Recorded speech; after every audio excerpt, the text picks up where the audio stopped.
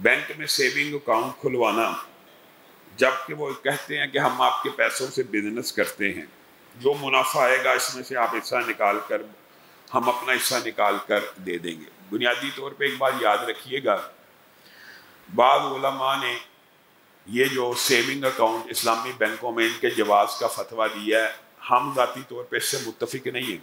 उसकी एक वजह बड़ी बुनियादी कि जो शराकत होती है ना, शराकत वो मुबहम गैर मालूम नहीं होती।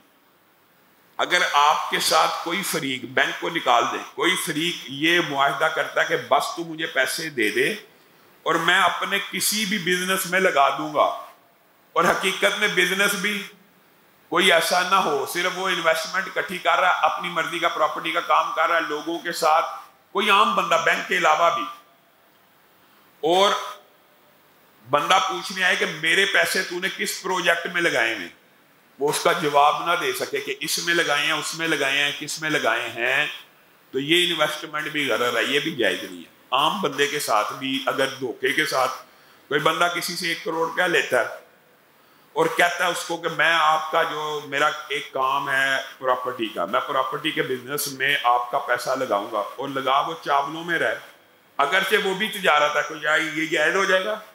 ये भी जायज़ नहीं।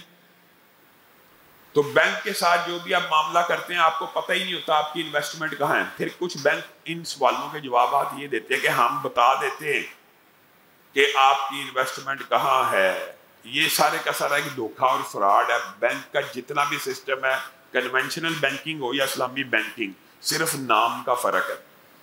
ये सूद पे ही पैसा देते हैं, आपसे पैसा लिया, अगले को सूद पे दिया। आप मुझे बताएं कि कौन सा बैंक है जो प्रॉपर्टी के, चावलों के, सोने के, चांदी के किसी ट्रेडिंग में हिस्सा ले रहा है? अगर लेता हो, बैंक तो इतनी बड़ी हुजम होता है, उसका कुछ अता पता हो, कोई उसके इनकम के रिसोर्सेज का मालूम हो, तो बुनियादी तौर पे ये सिर्फ लोगों को मुतमईन करने के लिए हीला बहाना लगाया जाता है। बैंक के अंदर किसी सूरत सेविंग अकाउंट नहीं खुलवाना चाहिए। करंट अकाउंट का जो जवाब उलमा ने दिया है वो भी कुछ वजूहात है, उनकी तफसीलात है। करंट अकाउंट में मजबूरन उलमा ने जायज़ का फतवा दिया हुआ, वरना तो, और उसकी इस्तदलाल के उलमा करते हैं कि यहूदियों के पास अमानतें रखवाना जायज़ था। रसूलुल्लाह सल्लल्लाहु अलैहि वसल्लम के दौर में जो यहूदी सूद का काम करते थे उनके पास इमानतें होती थी, बल्कि कुरान पाक में आयत है कि बाद यहूदी तो ऐसे हैं कि उनके पास आप 1 दिनार भी रखवाएंगे तो आपको वापस लुटा देंगे, ईमानतदार होंगे।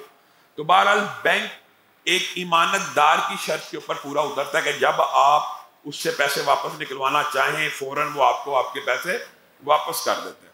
और यही बहुत बड़ी दलील है सेविंग अकाउंट के अंदर। मुझे नहीं मालूम मैं इसके सारे मामलात का, कि जब आप चाहें अपना जाके पैसा निकलवा लेते हैं, और आपको पता ही नहीं होता मेरा पैसा पेट्रोल में लगा हुआ है, चावल में लगा हुआ है, नमक में लगा हुआ है, कहाँ लगा हुआ है।